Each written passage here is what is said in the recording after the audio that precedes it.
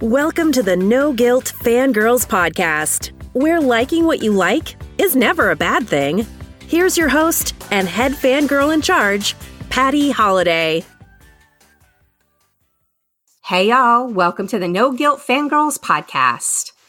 I'm your host and head fangirl in charge, Patty Holliday, and on this episode, we're going to talk about Aladdin, the 2019 version, and give it a critical review.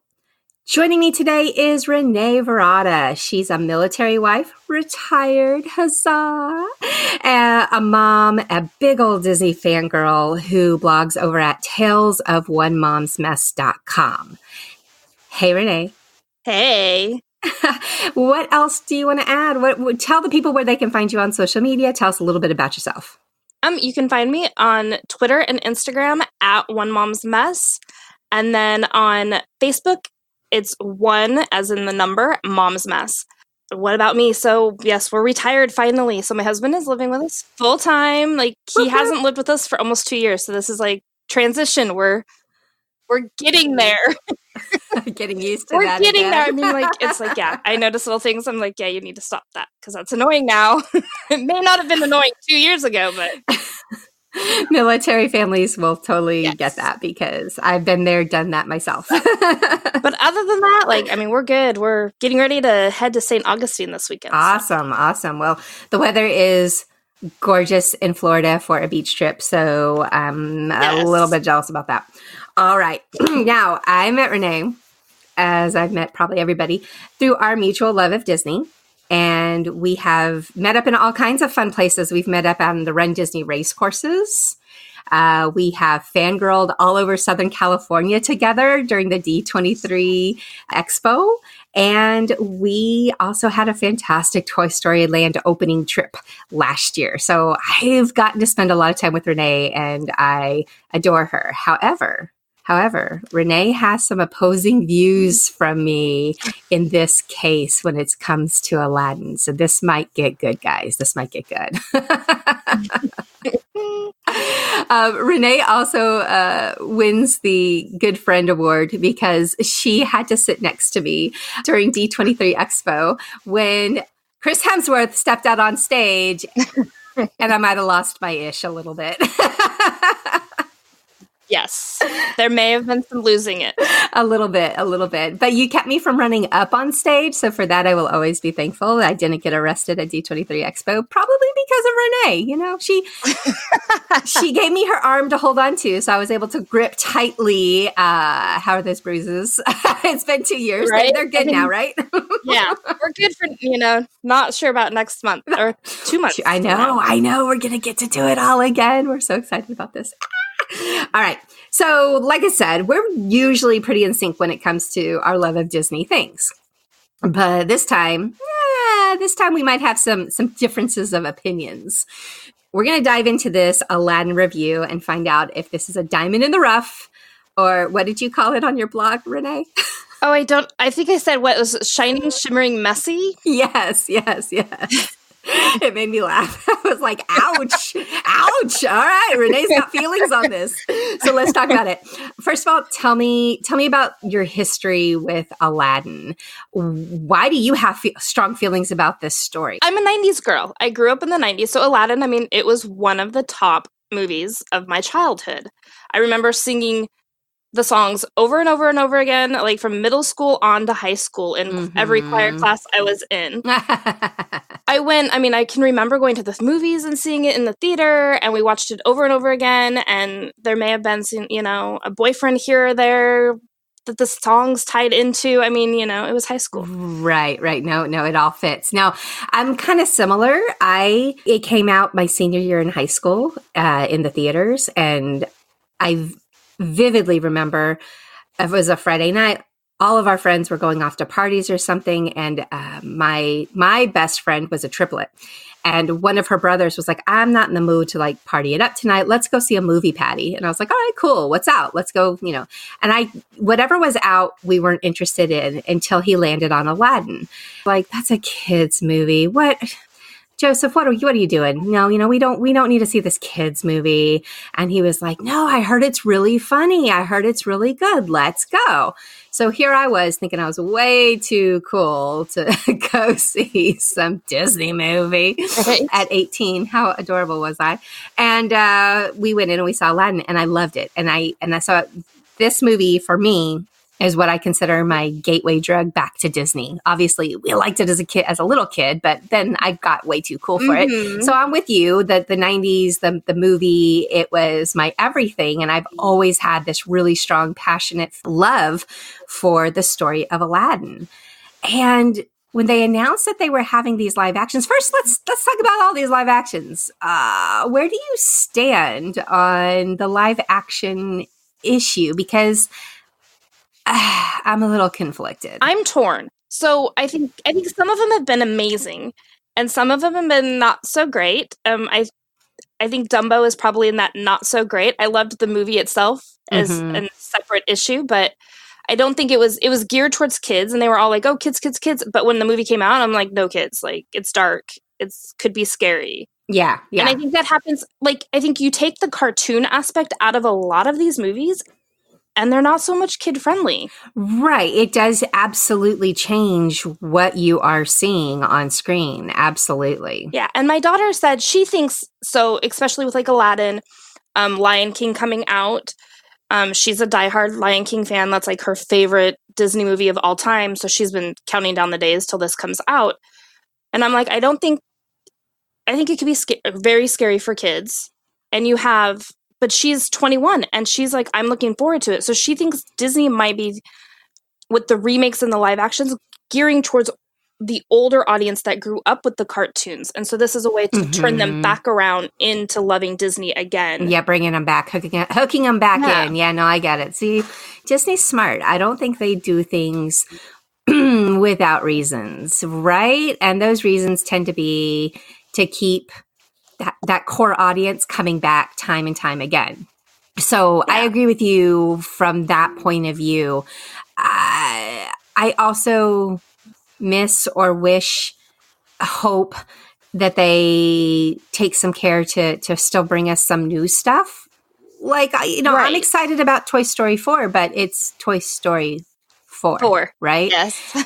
So that's a whole nother story. They're so creative and they are so amazing over there. I want something new to fall in love with in addition. I like some of these live actions. I liked Maleficent. I know that's an unpopular opinion. I didn't see it in the theater. I saw it on a treadmill. So maybe it was me comparing it to the treadmill. I don't know what the answer is. But I enjoyed that story and how it was, they told a completely different story than what we were expecting. Exactly. That aspect of the live actions, I dig. I like. When they said they were coming out with Aladdin live action, and then hot on the heels, they said Lion King live action. My thought was, okay, cool Aladdin, but Lion King, how is that live action? And I'm still questioning that. It's a heck of a lot of CGI for me, and I don't consider that live action. I think that live action word, they could just say the Lion King. I don't think they need to have live action because, like you said, and I think a lot of people are not happy with that because it's. How are you going to, unless you're using, live lions and stuff, it's not necessarily live action. But not the way I would have interpreted those words, right? Words, right? Yeah. Yeah. When it came down to Aladdin, I had those mixed feelings too. I was excited and intrigued by the idea of seeing them on film. I also was begging in my head for Disney to get it right and to actually cast actors of color and not do what they did in the cartoons, because the cartoon they were all white voices. Mm-hmm. And I know that they got a big hit for that, as I guess I kind of think they should have. So I was really hoping when the casting came out that we would see a diversity as this story should be told on scene. I want to say at least the first name that I knew of was Will Smith when they came out with him and said that he was going to be the genie.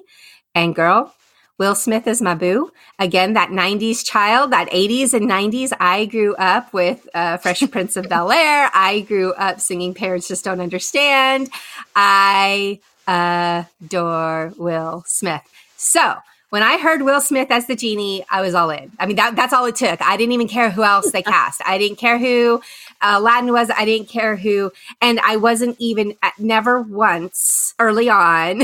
We'll get to where I did get a little nervous because I did. But early on, I was in Will I Trust. I was screaming it from the rooftops. Every time people would say they had concerns about Will Smith as the genie and how he can't be Robin Williams, blah, blah, blah, blah, blah, blah, which might have been you. I was going to say, yeah, I think that was I think you posted on Facebook on a few of my things. I might have been hounding you on Facebook going, shush it, Renee, you're wrong. I was just all about Will Smith. Obviously, I fangirl Will Smith a little bit, and therefore I was predisposed to really like what he was going to do in this movie. But you had completely, what were your feelings on the casting? You had different feelings, especially when it came to Will. Tell me what you thought. So first of all, I was so excited when they announced that they were doing a live action Aladdin. Literally, I think I jumped up and down and was screaming around my house. I was so excited. Then they announced Will Smith and I was like, no. And ever since then, I've had some bias. But why no? I was worried about the Fresh Prince aspect in the film. He kind of shifted away from the comedy. He was he turned his back on it and was like, I'm not that person. I'm, this drama and serious actor. And I just felt because I grew up with him as Fresh Prince, that's who I knew him as, that's who I loved him as. And turning his back on it, I felt like he turned his back on all of those fans. So I guess it was very personal for me when it came down to the casting. And he took on such an iconic role that is so comedy and humor based that I felt so I'm going to say it. I feel like he was trying to save his career with this film. Oh, okay. Yes. That's an interesting take. Now, I didn't see it like that because I've also enjoyed Will Smith as a serious actor. He's good. He's a good actor. Okay. So he's a good actor. Yeah. So for that, it didn't bother me. But I was excited. It's so funny that you pulled out, that you were afraid he was going to Fresh Prince the Genie. That's what I wanted to see. That's what I was so excited about was I wanted to see Fresh Prince Genie. I was all here for that. So it's kind of funny that we both were of the same age. We grew up in the same thought process with Will Smith, but we both had very varying degrees of thoughts on what he was doing with this movie. What about the other actors? Did you know them? Would you recognize them? I honestly only knew who Naomi Scott was because my friend Tanya told me she was in Lemonade Mouth. And I was like, oh, well, yeah, then I know who she is. I had no idea. Right? Disney Channel kid. We've seen Lemonade Mouth a million times. I had times. no idea who any of them were. But when I saw Aladdin, I was like, yes, that is perfect. I think Naomi Scott was good as Jasmine. And I guess the other, Jafar, I feel was too young. I think with Jafar, they just took it in they made a decision that you may or may not agree with to make Jafar different in this movie. He was more subdued. He was more like the creepy, yes. I think can be scarier in the night, that not outwardly evil. Right. Mm-hmm. The creepy guy that's hiding behind the bushes. And yes. I think they decided to do that versus Jafar in the animated movie, which was this big, big bad. He was physically big and looming and just awful through the entire movie. And this one, he certainly was never likable, but he was just more low key. But I respected the way the actor played it. I thought he did a really great job in the role. It just was very different than what those of us who grew up on Aladdin expected. I would have to say that Marwan, I liked it, but that might be the hardest thing for people who are like you and I, who grew up with Aladdin, to accept and to be cool with, maybe. Right. See, and I think he did a great job in the movie. When I saw the casting, I was like, whoa, he's way younger than I would have thought. Yes. Yeah. The casting. So I was kind of with you. The only one I really knew was Naomi Scott. And that was just offhand as Lemonade Mouth. I didn't know a whole lot of her, but I was willing to roll with it and to see what happened. My concern with this movie was Guy Ritchie as the director. I am not a Guy Ritchie fan. I don't care for his style. He has a style. It's just not, I've just never loved it. So he was my biggest concern, was I had no idea what we would get. And my concern was walking that line of, I want this movie to be, I was okay with it being a little bit different, but I essentially wanted it to be my story that I grew up with and that I loved. And I was afraid with him at the helm, it might be something unrecognizable. And that was my concern when they first put all this together and announced it. See, and I guess I never pay attention to what Guy Ritchie movies are. The directors, I'm not usually like, but I will say I have opinions now after seeing the movie. Okay. All right. Well, we'll get to that in just a second. Time goes on and we start seeing these trailers.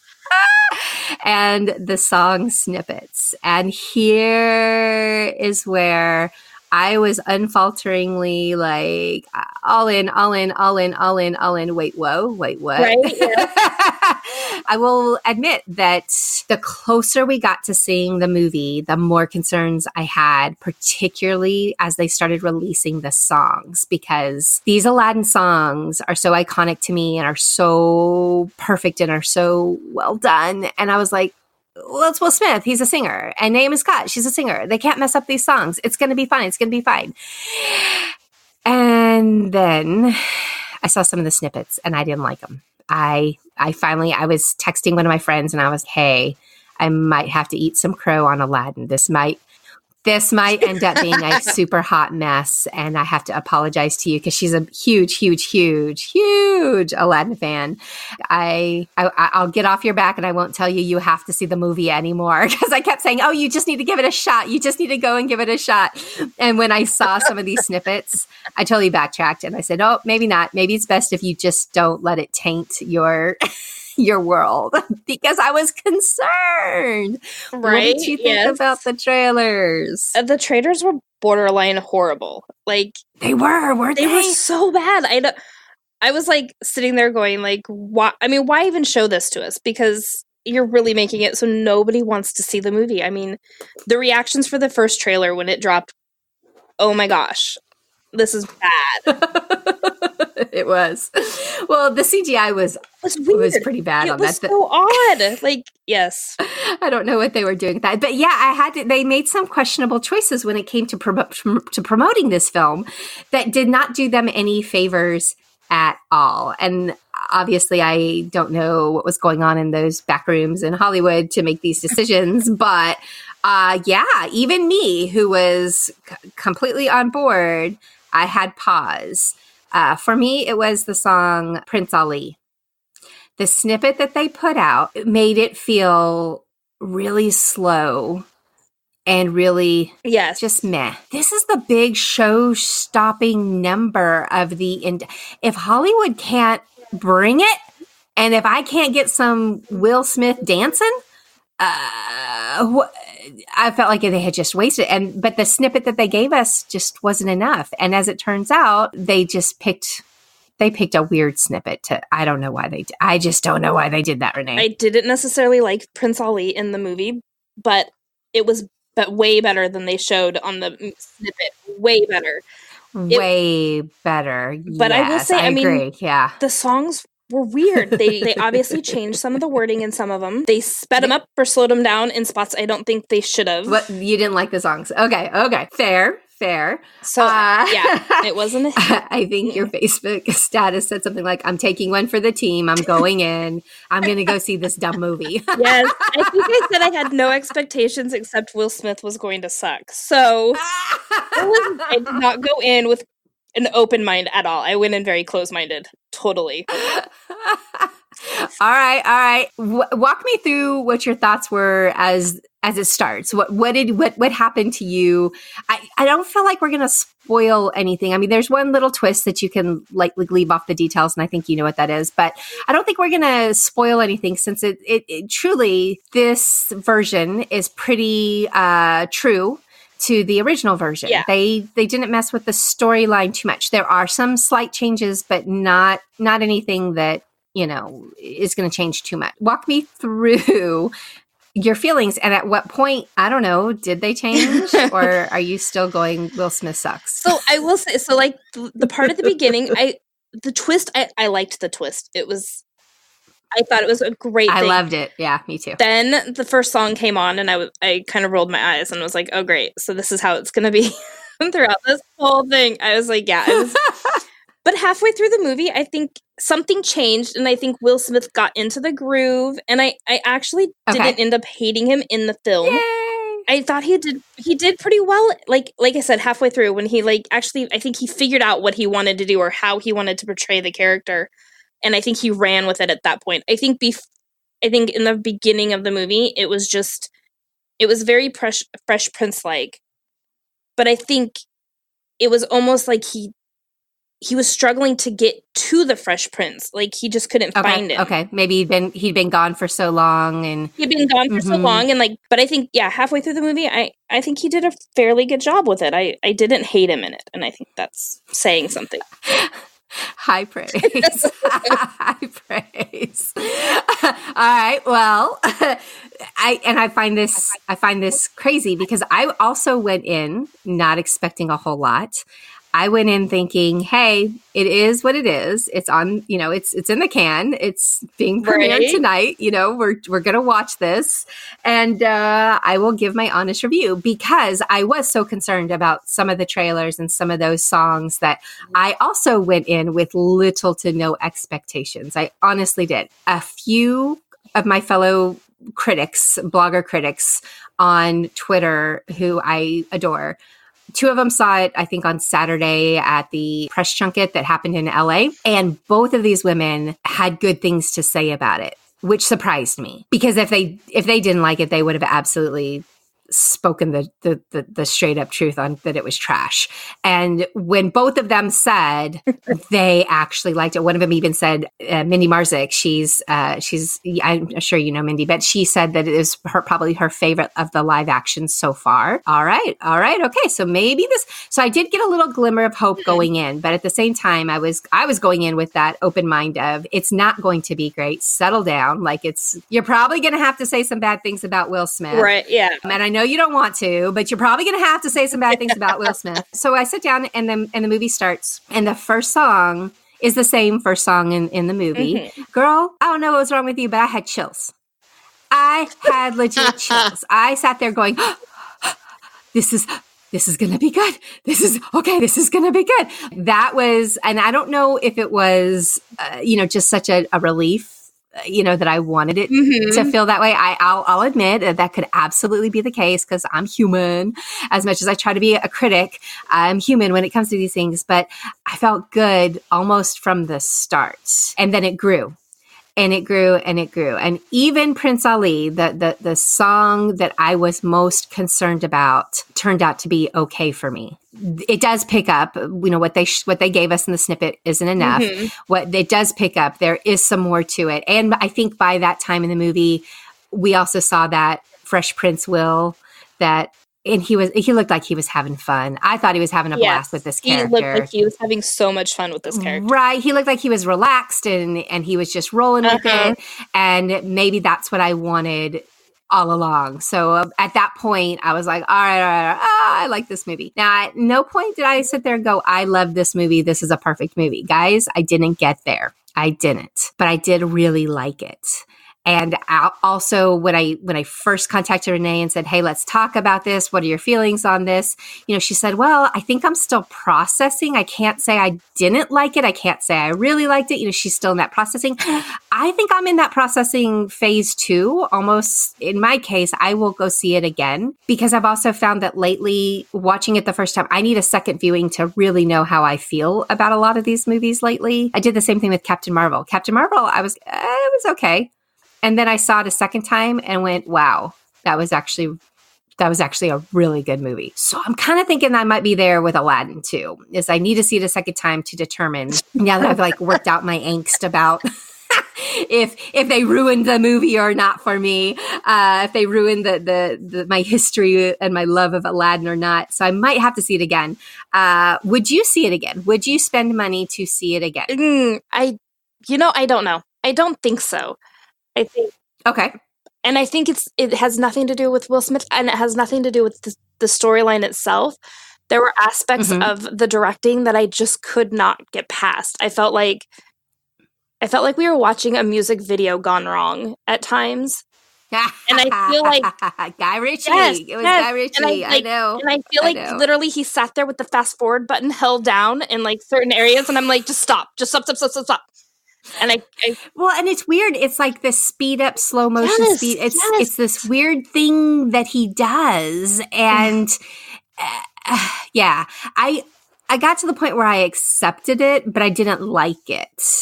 And so I'm with you on that, where I was like, man, okay, there's the Guy Ritchie-ness. Yes. There it is. I knew it was coming. There it is. So, and I think that was the biggest takeaway that I just could not get past in the movie. I liked most of it, but that like annoyed me. Besides that aspect, is there anything that they could have taken out or put in? Like if you could wave your magic wand and change something in this movie, what would you change? So as much as I loved the song, could we take out the section with Naomi Scott singing Speechless? Oh my gosh, girl. I didn't even like the song, and I've listened to it. I liked the actual song the second time. I didn't like the first version. No. The second version is better, but it was pointless and unneeded, and Yeah, so here's the thing. I appreciate where they took Jasmine's character and where this song kind of factors in that arc that they were giving to her. It was a good try, but I didn't like the song. And I agree that it just wasn't, I don't know, it just wasn't necessary. It didn't need to be there. It almost feels, I don't know, they wanted to give her a song because she has a great voice. Don't get me wrong. The voice is not the issue. She's gorgeous singing voice, but there's just something about this song that I didn't dig, and I didn't like it at the first part. In fact, I wrote down in my little notes this is a good point to go to the bathroom if you need to go.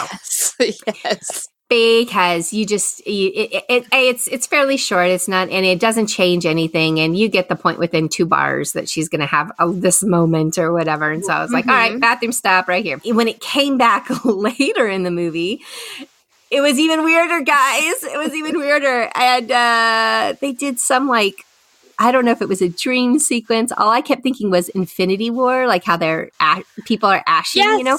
What is he doing here? And again, I blame Guy Ritchie for that. I didn't get it. I didn't like it. Maybe that song could have fit in better and been better done in a different manner. But I agree with you. I would take that out. Like, I don't need it. Yeah, it's not needed at all. Sorry, Naomi, but I don't need it. It didn't need it. What I did need, and I didn't know I needed, was something that they added to the storyline. And this is Dahlia, the best friend, the handmaiden, the Jasmine's confidant, right? She was played... Oh my gosh, she was great. She's played by Nasim Pedrad, and she was charming. Because on Twitter, people are like, and random best friend that they've just thrown into the movie. Do we really need this? When they came out with pictures of her, because people didn't know the storyline yet, of course, and so they have to make their judgments because that's what Twitter does. And I just laughed because I had that preconception too, like, what is this? And do we need her? Yes, we needed her. But totally. She got me right. She's just a little scene stiller, and it was good. I really, really enjoyed her. We needed her. So she was a lot of fun. What is the one thing that you could just glowingly, positively say about this movie if someone made you? The chemistry between Aladdin and Jasmine it was radiating off the screen. Like, you could feel it. They were splendid. Absolutely perfect together. I loved them. And I wish if the whole movie was just the two of them and nobody else, I would have been fine. You would have been good with that. I think it would have been okay. I have to say, I really loved Abu and the carpet in this one. Yes. I thought they did a really, really fun job with both of those characters. And the CGI on them was good. But I will tell you, the biggest thing that I hated in this movie, and this was such a disappointment for me, was when they did the Whole New World scene. I loved the song. I thought their voices were gorgeous together and it was beautiful, but I was super distracted by the CGI. See, and I was so into it because that is my favorite part of the entire movie, my favorite song. I loved that part. See, that's when I read your review. I was like, everything she hated, I loved. Everything I loved, she hated. This should be fun. We got to talk about this, Renee. I couldn't get over the background for me. Whatever was happening behind them was bugging. And it was, maybe I'm nitpicking. Maybe I just had to find something not to like in this movie. I don't know, but I did not like that. I loved the music though. The music, they nailed it. The song is great. So anybody who is a lover of that song, like no fear, they did not mess with your song. The song is gorgeous. No, they did not. Yeah, that was my disappointment. That was my big meh. What am I seeing here? And I didn't pay any attention to the back. I was literally just focused on the song. Okay, well then there you go. Maybe now that I've said that, whenever you do watch it again, you'll see it and you'll go, right? I just ruined the best part of the movie. That's what I do. I'm finally going to ask you to rate it for me. I want you to rate it for me on a scale of 1 to 10 for somebody who wants to go see this in the movie theater this weekend. And all of that being said is keep in mind what else is out there this weekend, right? So if you want to see, this is a holiday weekend. So if you want to go see a movie this weekend, how likely would you rate this 1 to 10 to tell somebody to go see, to make Aladdin your choice? I'm a 3. What? And that's generous. What? You just gave this like very, very glowing discussion and you're hitting me with a 3? There's so much other stuff to go see besides this movie. Like just like what would you send somebody to go see again? Now I'll say because I want the numbers to run up, go and see Avengers Endgame again, guys. Like if you have to choose, go see that first. That's my thought. Like, if Endgame wasn't in the theater, I'd probably give it more of a 5 or a 6. But go see Endgame. There's like really just go see it. I think a few of our theaters are still showing Captain Marvel. Go see that because I actually loved Captain Marvel and I went in saying I was going to hate it. So go see it. That's so funny. No. A 3. Okay. All right. Well, just overall as a movie in general, if it was on Netflix, would you tell somebody to sit down? Actually, well, let's throw this out there. When it comes to Disney Plus, because it's never going to get to Netflix nowadays. So if it was on Disney Plus, what would you tell them to watch it? A 1 out of 1 I would say a 7 or an 8. I definitely think once it's on streaming, I'd go watch it. Sit down, watch it. And especially because Disney is putting their movies on their Disney streaming service. It seems like it's once the streaming service comes out, it's going to be like a quick turnaround. So, all right. Well, thanks for your thoughts, Renee. I don't obviously agree with you. I would give it a much higher go see it this weekend because I don't feel like there's a lot of new kid-friendly and appropriate movies to see right now. You know, that's true. If you've got family and you're trying to figure out something that would be appropriate, then hands down, go see Aladdin. And I feel like if you have never seen Aladdin before, not one of us, okay? You are not one of these Disney freakazoids who absolutely eat, breathe, and drink Disney. So say you have never seen Aladdin before. Think of it from that lens. Don't you think people will really enjoy this movie? Yes, I do. I think if you don't have a biased opinion, totally go see the movie. I think for kids, I think it's a good movie for kids in spots of it. It's a little long, but I mean it is a little bit long. I did not feel like it was as scary as the animated version. No. Yeah, I felt like they toned that down a little bit. But length I don't feel it was scary is a concern, especially if you've got fidgety kids or kids that don't like music, because there's a lot of songs. And if that's not their thing, then go ahead and keep them out of the theater. But if you are looking for a very family-friendly activity, this movie had no cussing, no curse words, no crassness. It was very, very, very PG, which I appreciated. I'm saying go see it this weekend.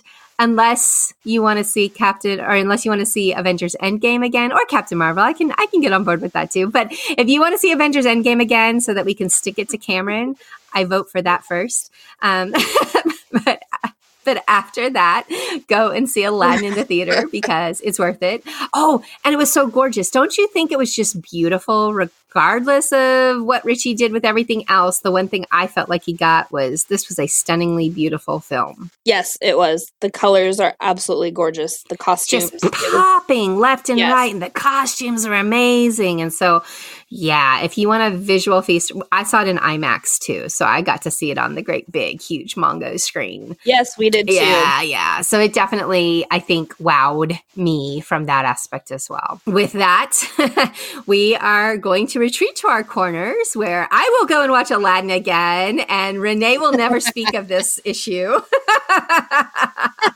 And Renee, I will see you for sure this summer when we meet up again at D23 Expo. It's going to be amazing. Can't wait. I know. All right. Thanks, Renee, for joining me on the No Guilt Fangirls podcast. I hope you'll come back to Fangirl or not over some other movies or shows in the future. Or, hey, maybe we'll do a whole big lead up to D23 Expo together because that would be fun, right? Okay. So I'll definitely write you down for that because you just said yes. All right, guys. Have a great day. Thanks, Renee. Thank you.